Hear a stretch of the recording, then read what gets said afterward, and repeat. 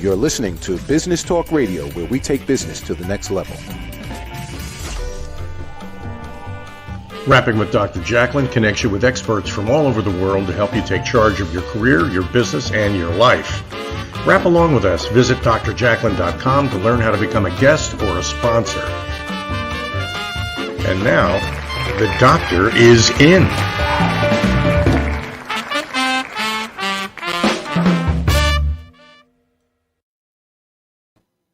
Hello and welcome. Good morning, good afternoon, good evening, wherever you are in the world joining us. We are so pleased to have you with us today.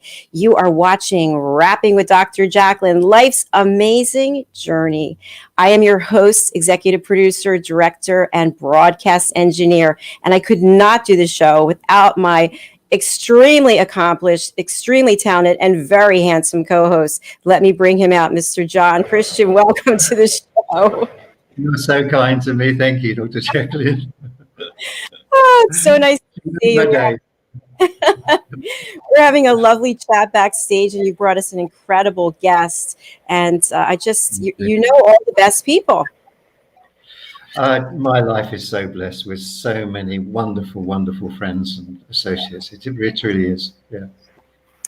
And for our friends who are joining us, of course, we all know that you are an international celebrity and performer and a world-renowned coach, and you have just been transforming lives from, I don't know for how many years, but you continue to just get out there and help people. And I just really love that about you. And that's what we're all about. Yeah, that's what we're all about, which is really sorely needed nowadays. So. It definitely is. It definitely is. So I'm hoping that people remember to be kind to each other and to take the lessons that you learn from us today and hopefully touch somebody else's life. So you've brought Chris Van Cleave here today, and I'd love to have a little backstory about how you two know each other before we bring him out.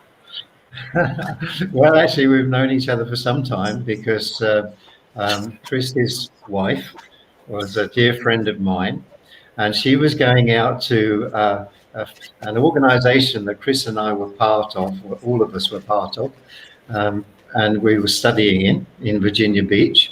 So I asked Judith, would you please take this letter to Chris Van Cleave for me? Because I need to make a communication with him to clear some things up where I'd made a couple of errors. So I was very apologetic and saying, please take this for me. So she did. And as a result of that, it's now Chris and Judith.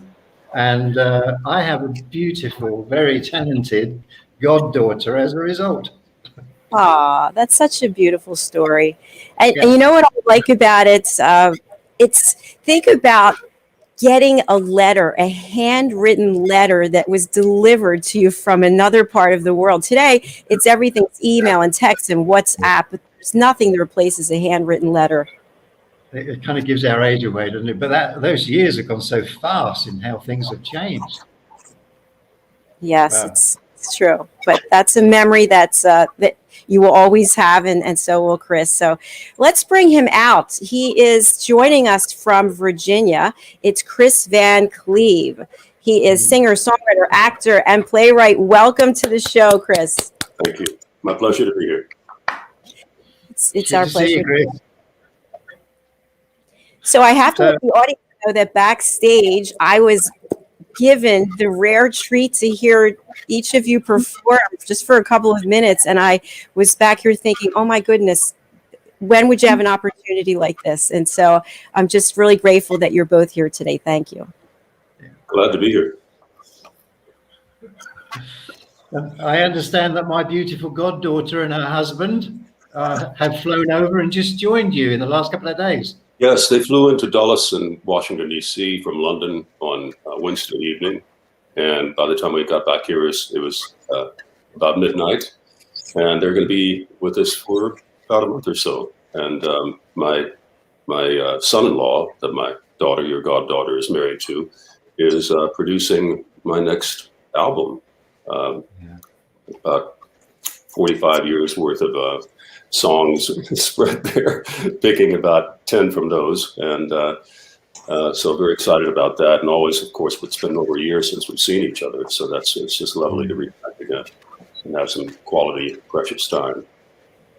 So, Chris, it's been a tough time for everybody, but in particular for our circles that we move in with talented, creative people and mutual friends that we have that were stars in the West End, some of which will be coming onto the show. So how have you been using your creative time during those months? Because I know that you're such a prolific creator and writer. Well, fortunately, I have some new friends in my life and some old friends in my life, and I've been able to collaborate with one of them is Ray Shell, who's in the history books of musical theater. He's starred in a lot of West End shows. He was the original lead in Starlight Express and played Mufasa in The Lion King and London West End and all that. And we met on a British tour of Jesus Christ Superstar back in 1985, 86. That toured throughout England, Scotland, Ireland, Wales. And on that tour, I played Pilate, and he was Judas, and he was fresh out of London West End from having the lead role in Starlight Express. And he's from North Carolina, and we've been like brothers ever since. He's also co-godfather with you to Rebecca and our youngest daughter, my youngest daughter anyway.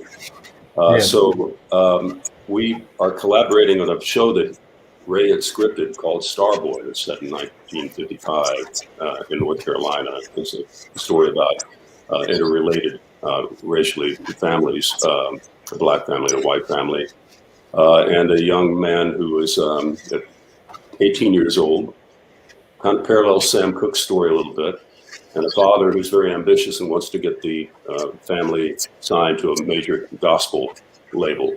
But his son is discovered and whisked up to New York and is taken into the whole music business side of things, which was not too friendly to blacks in those days, or even any race.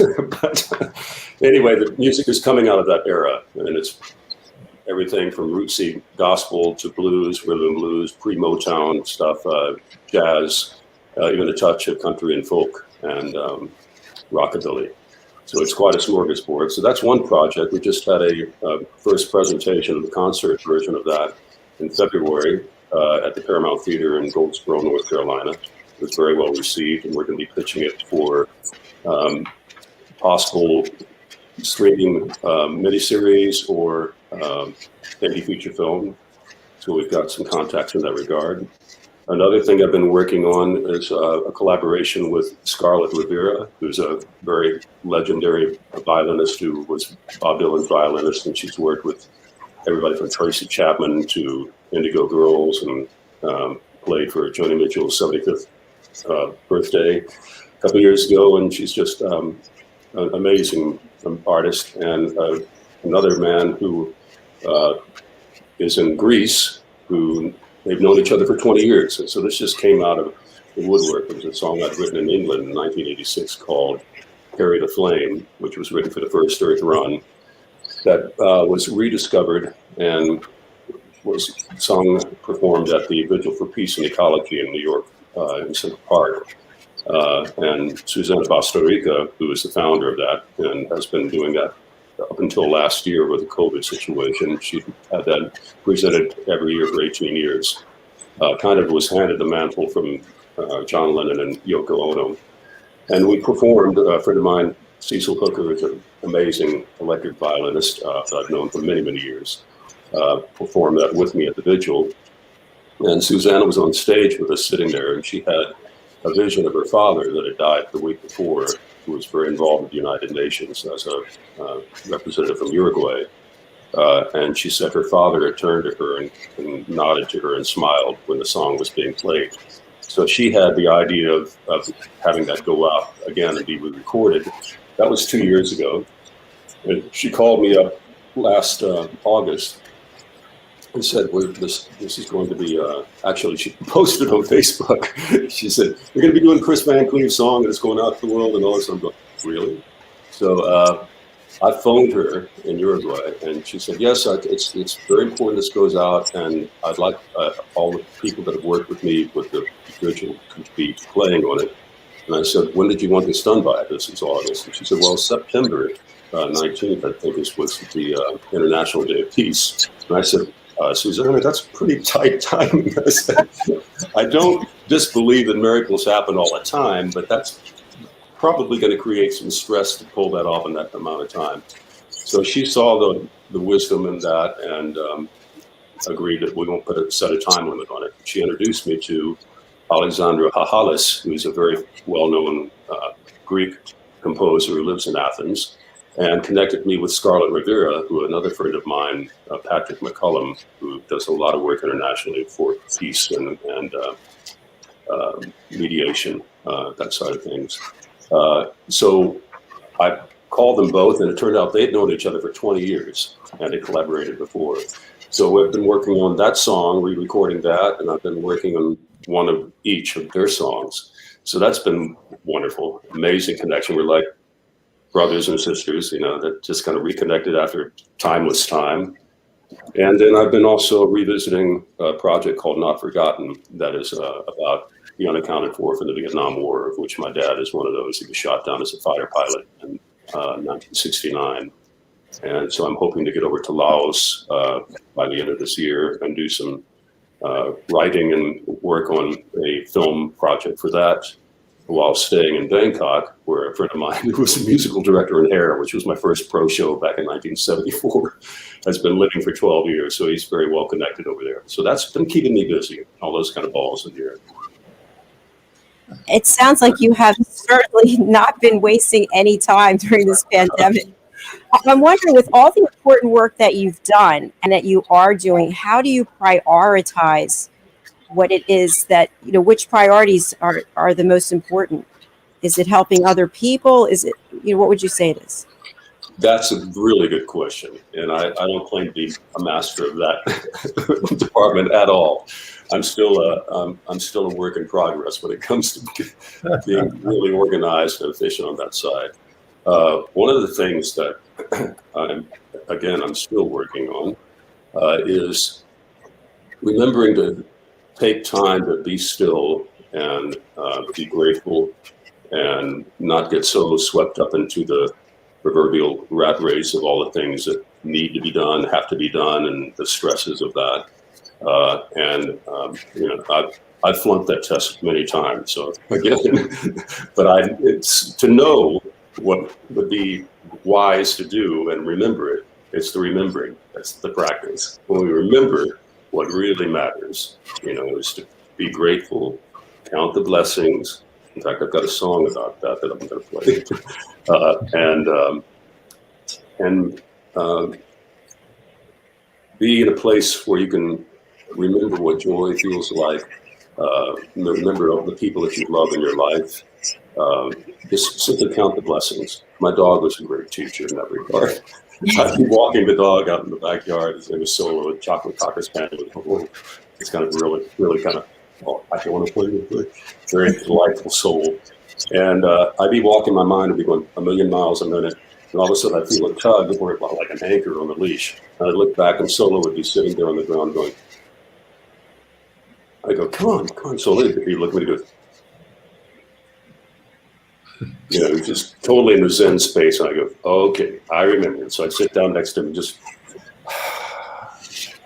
be still, be grateful. And it would be like the elevator would be going from the bargain basement of Hades on up to, through the pearly gates. Just, oh yes, this is the place. This is the place. And it's like plugging into, the Source Connect and new beginnings. So it's just practicing remembering what really matters, and the rest will fall into place. So you're not only a very talented singer and musician, also you're a very talented actor, and you've appeared in theatres in London and New York and around the world. So would you like to tell us about some of the roles? Because I know you've also written for some of the musicals that you've starred in. Will you tell us about some of them? Well, that's a good question, Jonathan. Yeah, I know. When was the last time you were called Jonathan? I was just real name with that. It's just out of respect for you, my brother. So my first pro show was Hair, and I played Claude, who was the lead in that. And ironically, the person who originated that role, Walker Daniels, was in a group with me called Meadow on Paramount Records with Laura Branigan. And he had played the role and originated it at the Public Theater. And I played it on a short national tour, and then was asked to, about 2 years later, to play Jesus in a national tour, Jesus Christ Superstar, with the same producers. And that toured throughout the United States. And then I did another tour of that show in 79, 80, that played 125 cities throughout the United States and both sides of Canada in the same role. And then in England, I played Pilate on the tour over there because the man who was cast as Jesus had played it for, he outranked me by 1 year playing it in London West End, Richard Barnes. And but when we played all theaters throughout England, Scotland, Ireland, and Wales, it was wonderful tour, about 6 months. But when we got to Belfast, Richard, who was playing Jesus, got sick and he couldn't go on. So I went on for him because I played the role hundreds of times. And the papers the next morning in Belfast, which was 1985, 86, the papers headlines in Belfast the next day read, "Pilate covers for Jesus in Belfast." So I treasure that clipping. In London, I was in the second year production, London Western production of Les Miserables. And I was first covered to Javert, went on quite a few times in that. Was in the London Western production of Chess, and in the ensemble, and then took on one of the principal roles towards the end of my 16 months in that show. Then another show in London called Bernadette, where I had a principal role in, and that was brutally slayed by the critics. I think it was about Bernadette and Lourdes. It was quite a sweet, beautiful show, but it was just not kindly treated by the critics. It's probably one of those that gets that kind of award for one of the worst received ever. So then the Davidson Fair, which you were in, John, Yes. That was co-written with Paul Solomon in 1982. It was by 1982, and we performed that at the Wells Theater in Norfolk, Virginia, an old vaudeville theater. And then a Reader's Theater version of that was performed in Rotterdam and Den Haag and Holland, and also in Bristol, I think, in England, and in London. We did a Reader's Theater version there as well. And that was a rock gospel musical that I'd co-written with Paul that asked the question, what would happen if someone like Jesus were born today in New York City or any major city?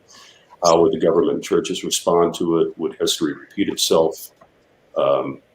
What would he or she look like if he or she were to come again, Christ?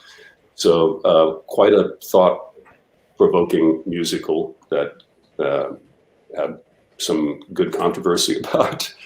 That was actually, I pitched it again many years later, several years after Paul had died, to Tom O'Horgan, who is the Broadway director for Jesus Christ Superstar. In fact, he was the only director in Broadway history to have 4 shows running simultaneously, which were Hair, Jesus Christ Superstar, Lenny, and Inner City.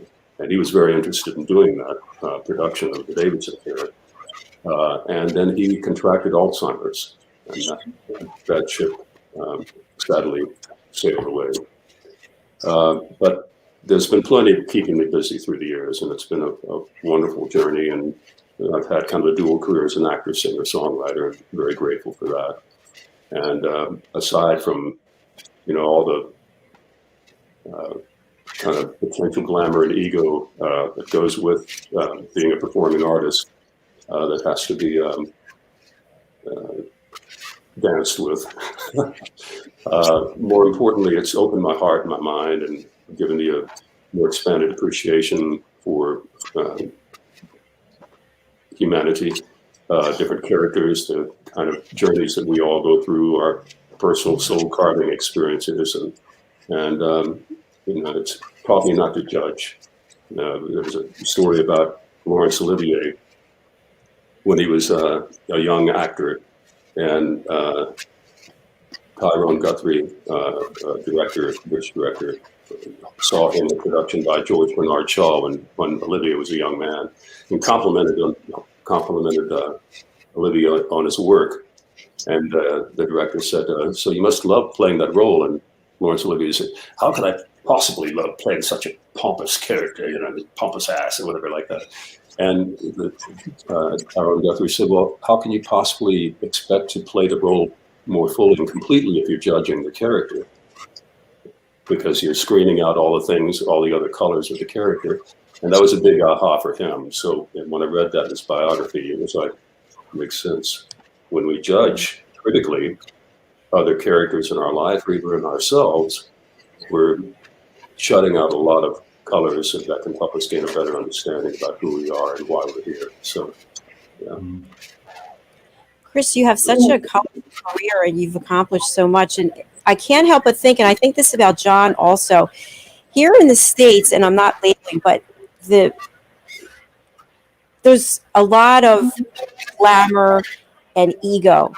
And I know you're in the States, Chris, but I see with you and with John, even though you are so talented and so accomplished, you're so humble and you're so the opposite of what some of the other, you know what I'm saying, egomaniac people that are in this performing artist industry. You two are just kind and true people. And I just really appreciate that. That is just coming out for me watching you speak.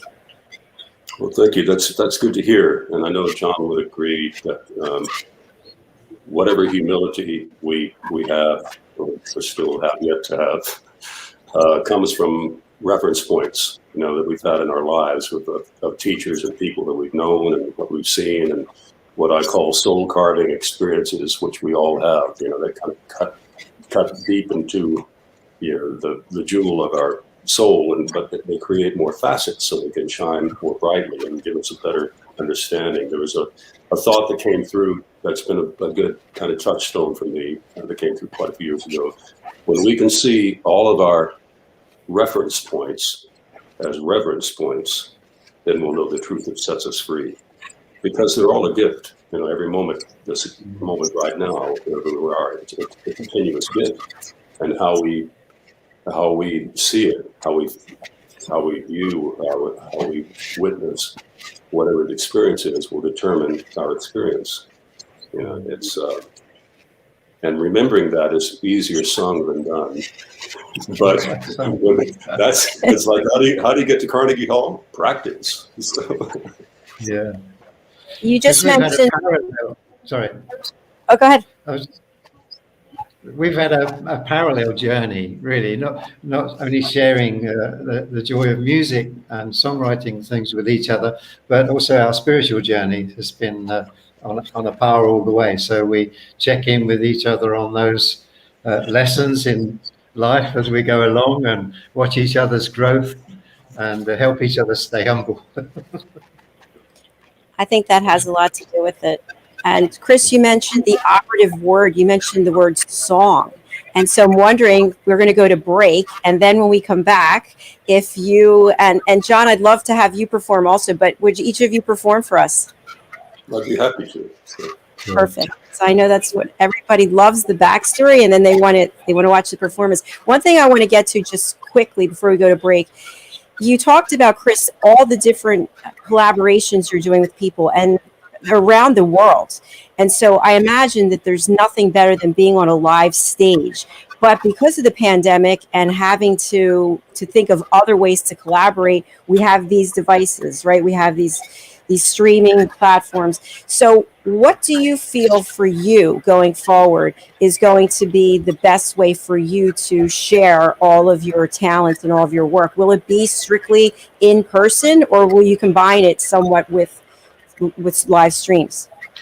I think it'll be both and. I'm still, coming up to speed on the technology. There's a lot of streaming platforms out there now, but some are better than others in terms of technically the quality of sound and things like that. So I'm still coming up to speed on what gear, what setup is going to be best for that side of things, because I don't think that's going to stop. I think that's just another facet of the ways to express. And a lot of people have been on the fast track on that. So that's certainly one of my aims, is to become more clued up in that regard.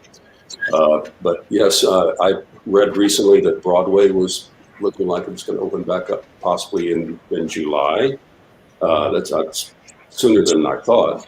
But there's theaters that are starting to open up and operate at like a 10%, which is, they're not going to make any money. I know Broadway needs to be having about 70% full in order to even break even every night.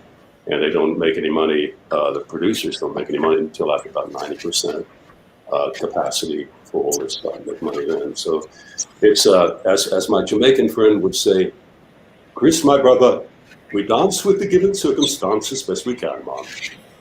Yeah. One day at a time, which one a song that John sings beautifully. That was on his first album, actually. Well, I'm just so thrilled that you're both here, and I'm getting to know more about you. And we're going to go to break and then come back and have you perform. Okay? Thank you.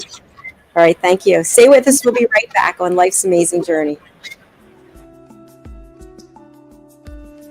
The music, services, and programs that we offer at Listening to Smile are based off of scientific studies and research, along with our own personal experiences and testimonials from our clients and our affiliates that we work with worldwide. My own personal journey began in around 2010, and I tried to find relief from a chronic illness that I was diagnosed with. And the traditional ways of healing, they tried to fit me in this box, and that didn't work for me for so many reasons. And this led me to a self-discovery that I never expected to be so life-changing. Healing is multifaceted. It requires us to really look at our whole selves and to get really honest about what we see. I started to see movement towards recovery when I started to integrate yoga into my life daily. When I started to incorporate the music into all aspects of my life, including my yoga practice, my healing completely accelerated. And listening to Smile's music helped me to open my consciousness. I was able to open my eyes to new perspectives and make changes that I needed to make in order to recover. The most noticeable difference that I saw right away, I mean like immediately after listening to my first frequency track, was how much my anxiety stopped, completely stopped. There was such a relief. My mind was actually quiet for the first time in so many years. I felt safe. I felt this comfort and this peace immediately. I continued to listen daily, and I found that amazing things were happening inside of me. I felt calmer, I felt happier, I felt like I was in this little bubble of peace. Physically, I started to see the changes happening. I started to see the things happening in my body that needed to happen for me to heal from my illness. I felt empowered, I felt hopeful, and something that I hadn't felt in years. This is why we at Listening to Smile integrate yoga and Listening to Smile music together. We see such a huge benefit from integrating the music into other modalities of healing. It accelerates these modalities, it steps them up to another level because it works on the brainwave states and the neural pathways in the brain. This is something that is not very easy for us to do alone at home, but the Listening to Smile music makes that possible. This is where real change happens.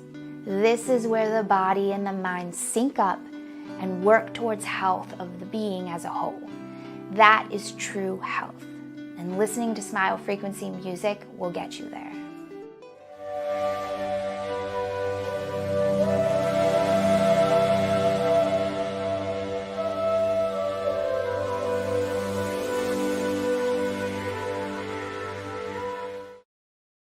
Hi, my name is Zane Carson Caruth, and I'm the author of this book, The World's First Tooth Fairy Ever.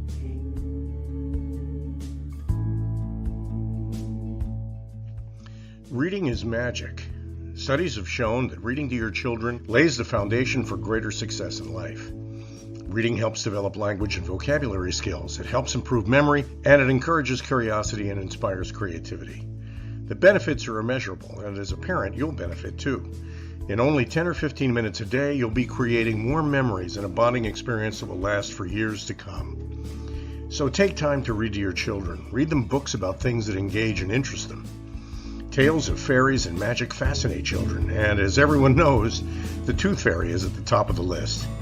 If your child loves magic, wands, adventure, and what child doesn't, you'll love reading them books from the trademarked series, The World's First Tooth Fairy Ever. Follow along as Bella, the world's first tooth fairy, accidentally starts the tooth fairy tradition. Learn the tricks of being a professional tooth fairy in the book, Bella Starts a Tooth Fairy School.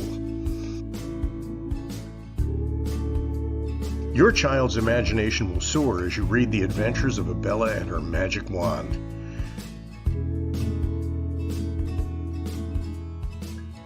These wonderful books are available at worldsfirsttoothfairy.com and at Amazon, Barnes & Noble, and Walmart.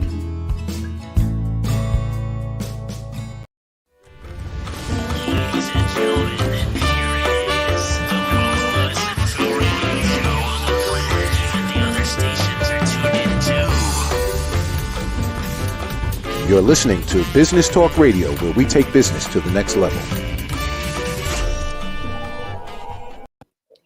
Hello and welcome back. You're watching Rapping with Dr. Jacalyn, Life's Amazing Journey. And with me today is my co-host, Mr. John Christian in the house, and our guest, Chris Van Cleave.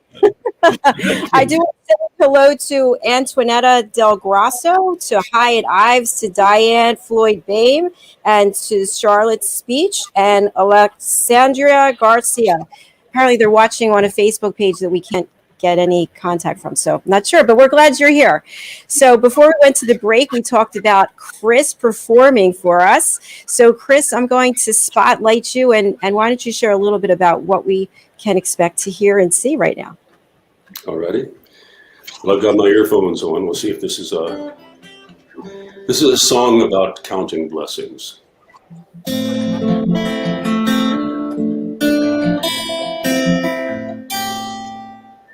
I met a man without a leg to stand on.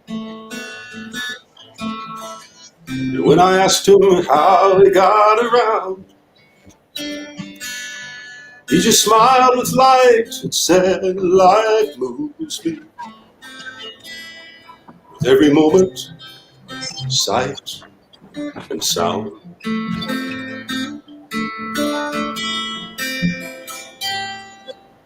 I read about a child who had lost her parents. It was a fire that left her scarred and burned, for she had braved the flames to save her baby brother. Now together they are grateful for all they've learned. Count your blessings, for they are many.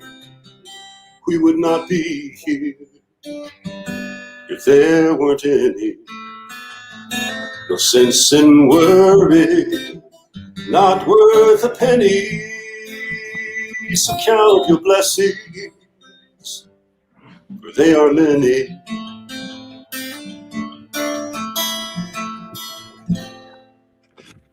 I passed a blind man on a corner, smiling with his cup held out for change. And when I told him I was broke and had not any, he looked right through me with a vision clear and strange.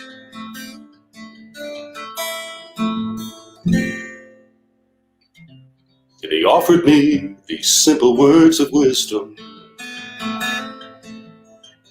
opening my heart up even now. He said, wherever we find ourselves in life we're living, and that's a gift to treasure until our final bow. So Count your blessings, for they are many. We would not be here if there weren't any. No sense in worry, not worth a penny. So count your blessings, for they are many. Count your blessings, for they are many.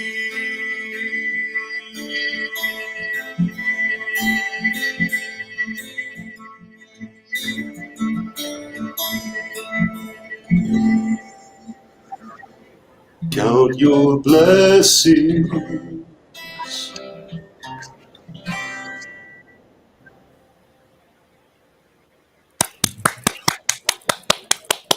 Thank you. Yeah, it's You- a blessing to know you, Chris. Beautiful voice, beautiful message. I'm just.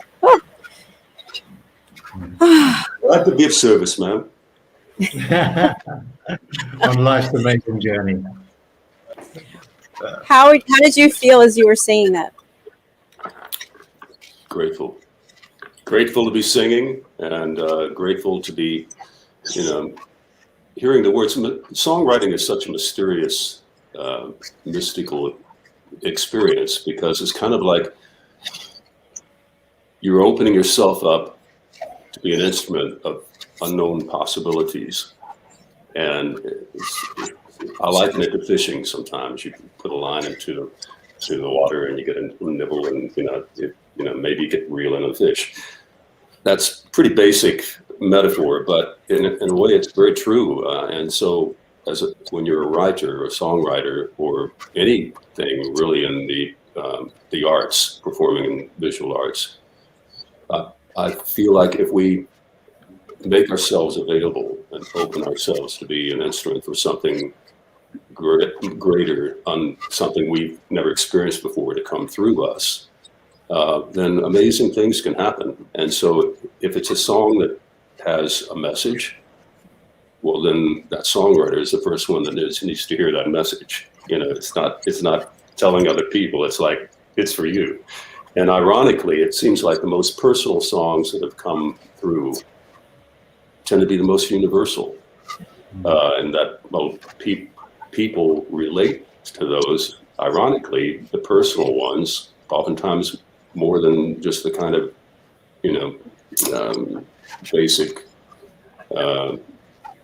ones that have a rhyme scheme or whatever like that, that are just written to be commercial. A lot of writers write to be commercial because they make more money potentially, and that's their job if they're a staff writer or whatever like that. It's not to say they don't write great songs. Many of them are fully capable of doing that, but they have the pressure of the publishing house that says, I want to hit. My first publisher owned the rights to the Beatles' first 6 songs, like A Taste of Honey was a cover they did, but he owned the rights to that too. But She Loves You, Please Please Me, She Was Just 17, I Want to Hold Your Hand. He owned the rights to all those because they hadn't been signed to a label, because they'd been turned down by all the labels at their worst. Saying, no, there's 4 mopeds. No, it'll never happen, right? So what the experts said, right? But he used to say to me, Chris, do you want to make money? Just pick a simple title, repeat it 20 times, and you will make money. You write all these beautiful lyrics and flows, but if you want to make money, keep it simple. And so I think I listened to him because I still remember him saying that, and I probably could be a wealthier man now, perhaps, if I had listened to him. But that was not my road to hope. There was a different grand design for this person here on the speck of dust in the middle of the universes of universes. So I can't help it. I was born this way. My mom always said it was different. She was right. Of course, when I heard that, I didn't take it as a compliment. But as I matured, I thought, well, she's absolutely right. I am different. We are all different. We're all unique. Every leaf on the same tree is uniquely designed. Same tree, same kind of look-alike, but they're uniquely designed. So it's the little things in life. If we stop and just consider and take stock in that, it's kind of like an instant refresher for us to remember. I appreciate your comments, and as you were speaking, I thought to myself, that's so true. There are some songs that really stay with you because you can relate to them, because it's almost like, that's how I feel. He feels that way. That's how I feel too. How did he know? And they really have so much more meaning than some of these other things that are about making money, to your point.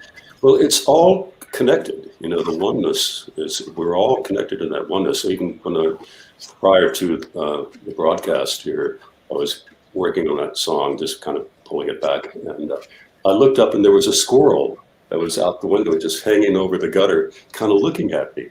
I knew it was listening. And special animals are amazing that way, because if you meet them where they are, they're more naturally telepathic, I think, than humans have allowed themselves to be. But if you meet them, they just know, and that source of love is everywhere.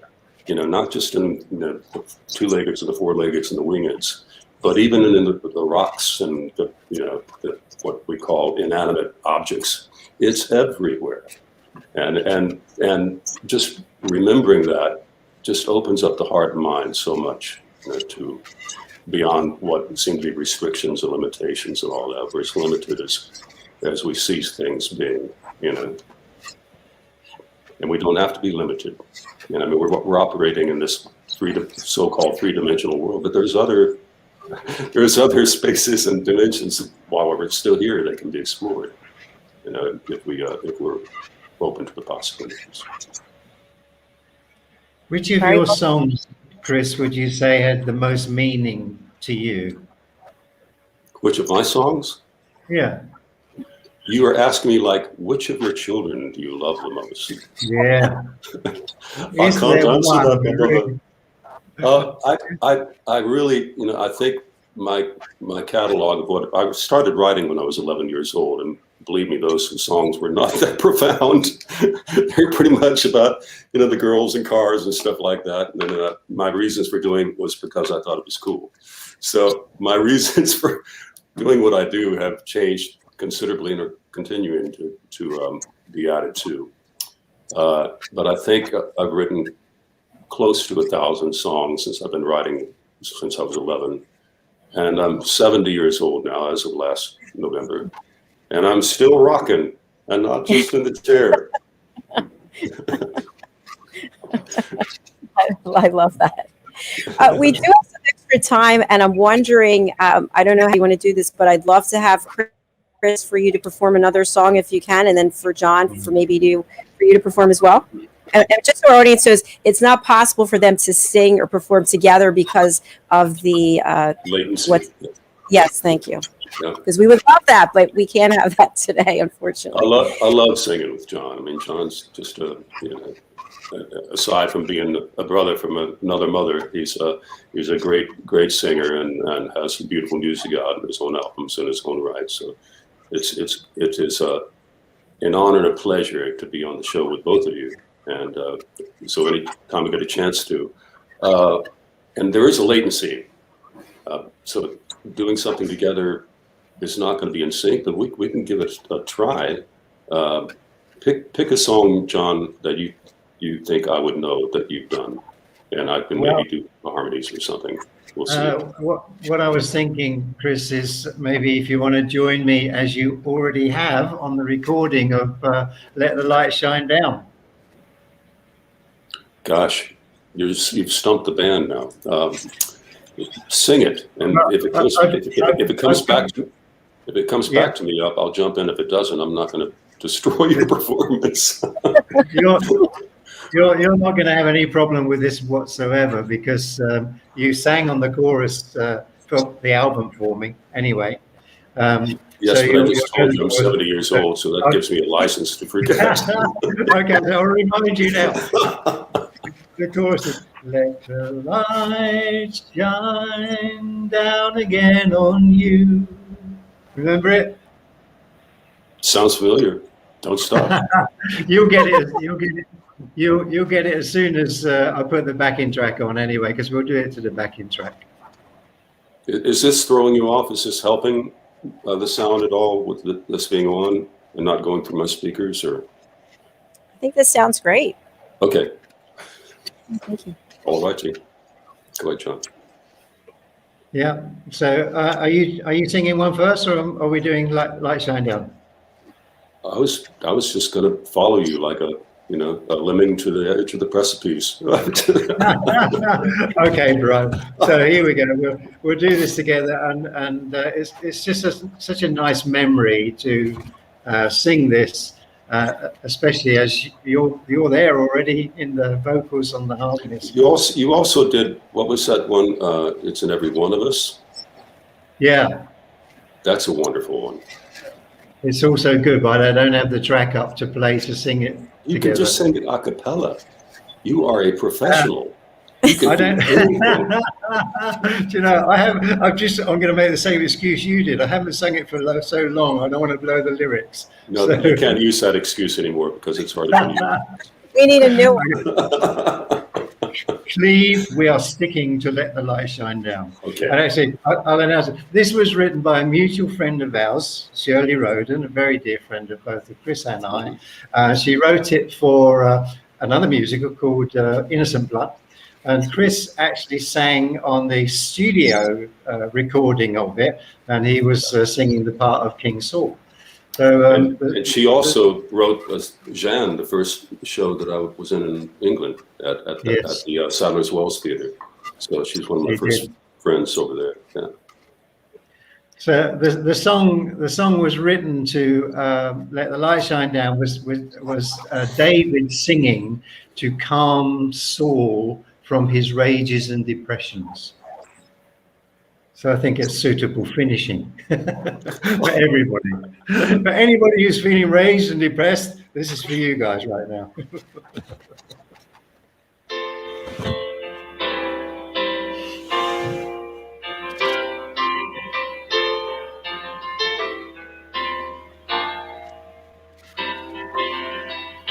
When every dream you have is just a memory, and all the love you feel is slipping away, and your heart aches and cry in the night for the daybreak, you're reaching out towards the light.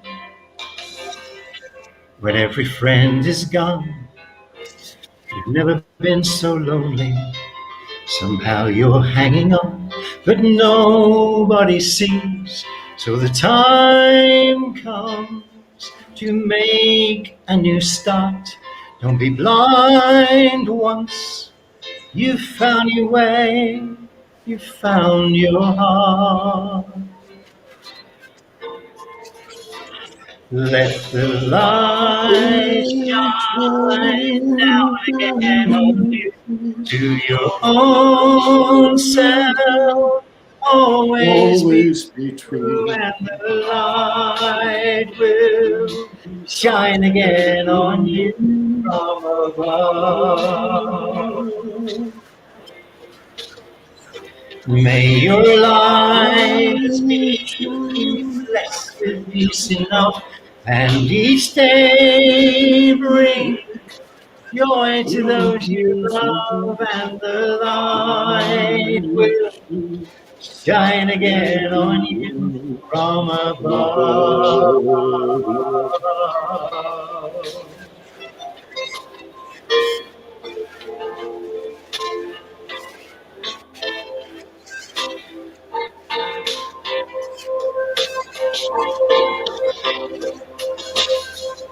And as the days go by, you still can't find the answer, but you won't hurt yourself by holding your pride.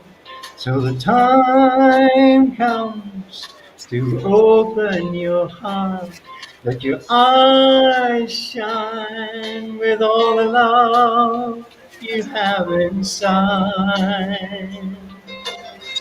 Then day begins to break, A gleam of truth is dawning. You kiss the world away with peace in your heart. Thank the Lord for the air that you breathe. Rest assured, all the love you give, you will receive. Let the light Light shine down again on shine you. To your own self, always be always be true, true. and the light Light will will shine shine again on you again from from above. above. May your lives Light be shine. blessed with peace enough, and each day bring joy to those you love, and the light will shine Shine again on you again from from above. above. Let the light shine down again on you. To your own Oh, self, self, always be always be true, and the true. light will shine Shine again on you again from from above. above. Your light be shine again on you. Yes, the light will shine again on you from above.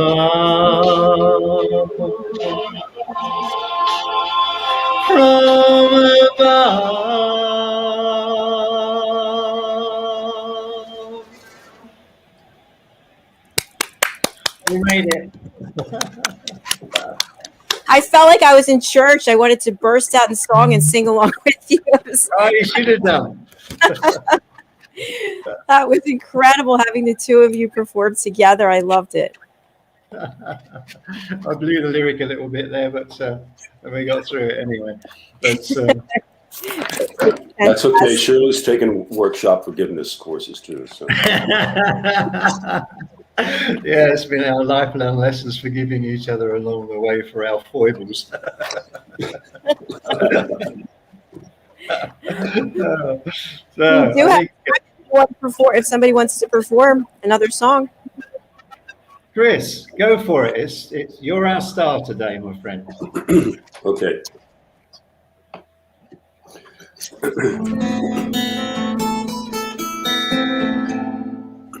This is a song called Destiny from Mother Earth.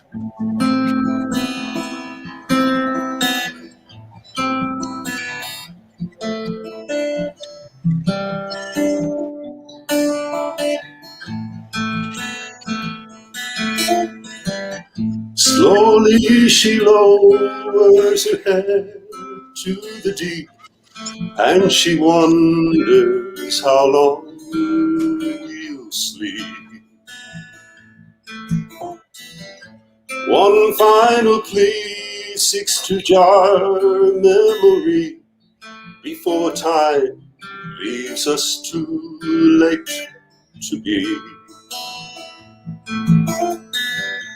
Behold how our earth mothers weeping. Why is it so hard to see?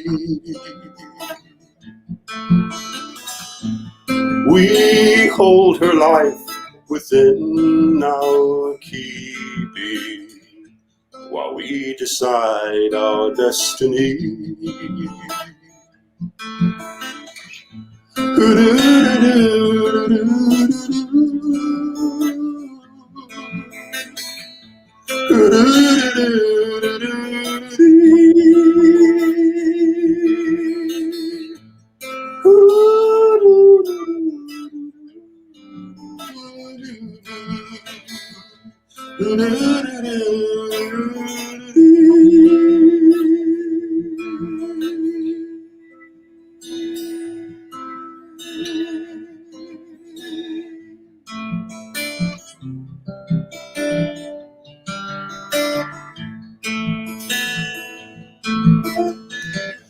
Sand sinking down through the hourglass of now, marking time before all souls bow.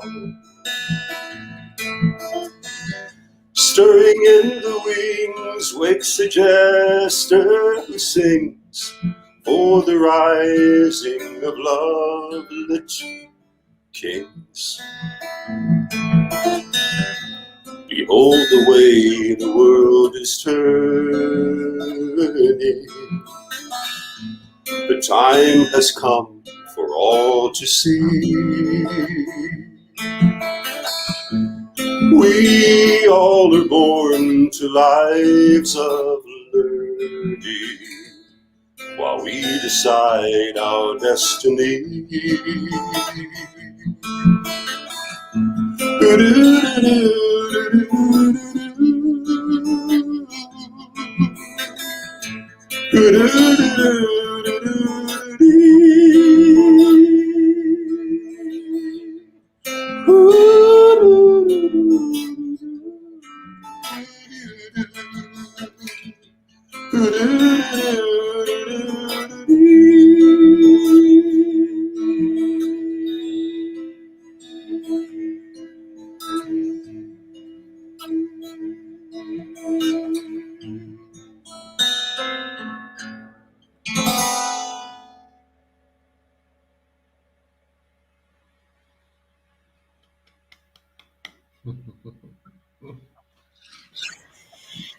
Oh, so beautiful. A little song from Mother Earth reminding us that, we're all connected. We've got to take care of one another, whether we're plant, animal, alien encounter, whatever it may be, it's all connected. And so I know they've locked people away for less than that. The aliens will be any true word is said in jest. I love the powerful messaging from both of you today. And I know that you have definitely given me so much joy. I'm thinking of canceling the rest of the shows for the day and just hanging out with the two of you. It's a pleasure, Jacalyn. Thank you so much for having me on the show, and John, and connecting me in with this beautiful lady and this format. And I send my love and blessings out to all who ever watch this or are watching now. And may you keep on shining and be the you were born to be. And Chris, for people who are listening on the radio and they can't read the banner, what's the best way to get in touch with you and learn more about what you're doing and your new collaborations? You mean the website or my collaborations? I'm currently, as I said earlier, there's a new album called Starboy, a musical. It's on Spotify that has 23 of the songs from the musical that I've co-written with Ray Shell. There's a collaboration that I'm working on with Alexandra Hahalis and Scarlett Rivera. Scarlett's in LA, Alexandros is in Athens, Greece, and working on one of their songs. And they've also been working on one of mine, Carry the Flame, and hoping to get over to Bangkok and Laos by the end of this year to work on my project, Not Forgotten, which is about my dad's story, not coming back from the Vietnam War, and the over 1,600 unaccounted for from the Vietnam War alone. So keeping busy here as best I can with what I've been given to work with, and stay healthy and positively productive, all of you. We've got some work to do, and we can have fun. Imagine having fun with work and the joy of doing what we can with the gifts we've been given. Bless you all. My website's www.vancleavemusic.com, scrolling across the bottom there. And I think there's a contact on that website. But you can also reach me at chris@vancleavemusic.com. That's my email. Love and blessings. Thank you so much, Chris. It's a pleasure having you here today. Thank you so much for having me. Much love to Judith and the family. Have a great time together. Bye-bye. Bye, bro. Bless. Oh, John, he's just amazing. And to hear the two of you together, really so meaningful. Yeah. We do have if you want to perform a song and take us out. Well, actually, I didn't line anything up, but I'll tell you, what would be nice to do maybe, because I work as a coach and a therapist, maybe to lead through people through just a little relaxation, like Chris was saying there. We very often don't take the moment for stillness. I think So that sounds Yeah. That sounds terrific. I just want to say hi to Catherine Gaudreau. It's so nice to have you here today. What an elegant man. Thank you. Thanks for watching, Catherine. Okay, John, please. Yeah. Okay, so this is a little exercise I guide my clients and people in my groups through. And it's so important to take a moment just to be still. So I'd like you, whatever you're doing, wherever you are, if you can, just sit comfortably for a moment and close your eyes. And just bring your mind to your breath. And just notice, look with your mind's eye at the thoughts going through your head right now. Notice the quality of those thoughts and the energy that they take from you, whether they're stressed or busy. And just imagine taking hold of those thoughts like you've got hold of a dimmer switch right now. And as you breathe in, you bring new energy into the brain with which to breathe out and to relax and let go. So as you do that, you might just want to think a word that works for you. Peace, relax, breathe, enjoy. That's what we're here for. And then as you begin to still the energy of your mind, because every thought produces an electrobiochemical response that travels through your central nervous system and causes every cell to respond instantly. So you're doing that right now. So I'd like you to notice now, as you take a deep breath, breathe into your heart and let your head be conscious, mindful of your heart, that you have one. Take a breath into the heart and you're capable of actually slowing and calming and bringing peace to the heart. So as you breathe into the heart, send those supportive thoughts. And as you breathe out, just tell the heart, trust me, relax, let go, enjoy. Just do that 3 times for yourself. Breathing into the heart. And feel yourself actually causing your heart to let go and to relax. Changing its rhythm. As you do so, the whole system changes. As the heart and the mind become more relaxed on the next breath, just imagine that breath overflowing from your heart down into your emotional body, the solar plexus. Take a nice deep breath into the solar plexus and just notice how you're causing yourself to feel right now, because actually that is a cause that we activate. And just ask yourself, is this really how I want to be feeling right now? And if not, am I willing to do something about that? So with the help of your breath, again, and a peaceful mind and a relaxed heart, take a deep breath into your emotional body. And as you breathe out, just let go of any emotional stress or memories or traumas or anything that the cells of the body hold. Breathe them out. It's just energy, even though we think of it as memories. And on the next breath, when the mind, the heart, and the emotions are flowing with one nice harmonious flow with each other, as opposed to against each other, take a nice deep breath as if you were breathing with your whole body.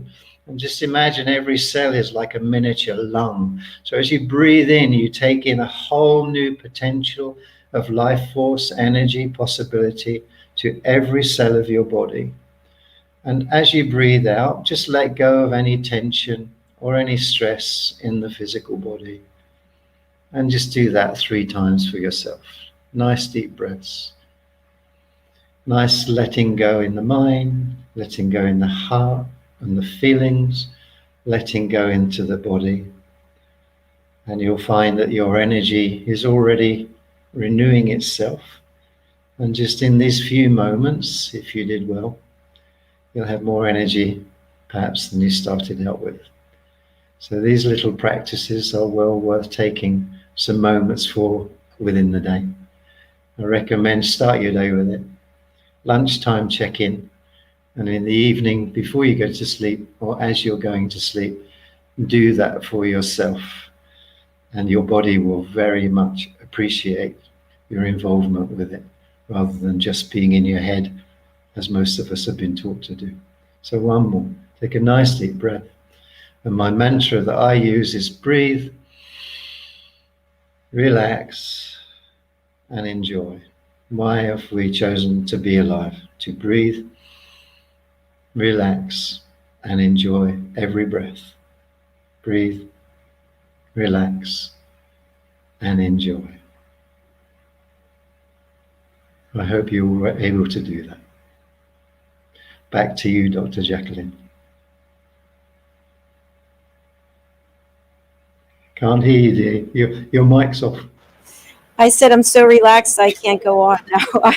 I that really helped me. I woke up today and I felt very depressed and I felt anxious, and I was doing my affirmations, and thank you for helping me just get rid of all of that energy that I didn't need.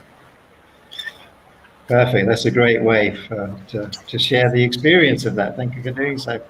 Just hope everybody else took a moment to do it with us as well. Life's amazing journey. We had a mini concert and a guided meditation. Where can you possibly get these things?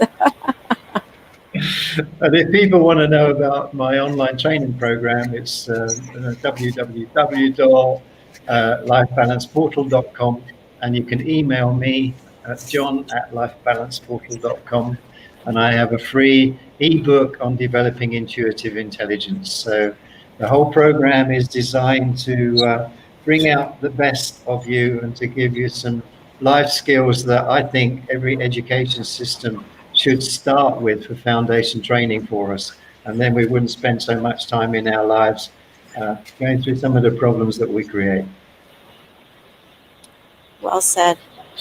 Thank you, John. Thank you so much for just being so authentic and just so filled with light and love. And thank you, Chris, for being here today. It's just tremendous, John. I really appreciate you.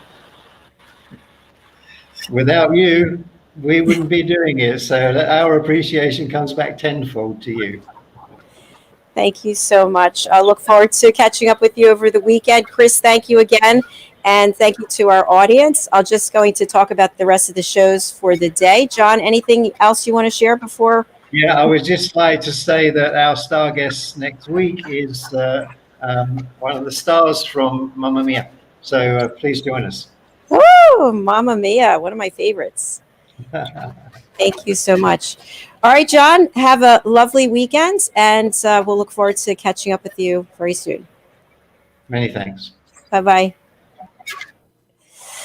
I don't know about you folks, but I am swooning over here and I feel this incredible amount of energy at the same time. So I hope that you enjoyed the performances and also the guided meditation. Coming up next, we have A Better You, lessons from the best coaches, consultants, and trusted advisors. I'm hoping that John is going to be joining us on that platform very soon. And we've got several other shows, and I'll let you know about each show as we go on. Our next show begins in less than, I'm getting the notice, it begins in 20 minutes. So I'm going to say goodbye for now and hope that you'll join us on A Better You. See you soon. For nearly 2,000 severely injured veterans, everyday life has become filled with barriers. Day-to-day simple tasks can become pretty daunting. I have to carry my chair up 2 flights of steps or have somebody do it for me. What scares me the most is just the falling.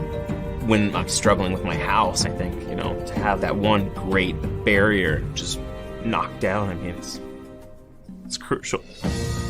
Home for Our Troops is a wonderful nonprofit that builds a mortgage-free, fully adaptive, handicap-accessible house. And there's no catch. It'll be our very first home that we've ever owned. This is a game changer. This is where your life begins again. We need you to join us in completing this important mission. Please visit hfotusa.org and help build homes and rebuild lives. Because of you, everything's going to be okay.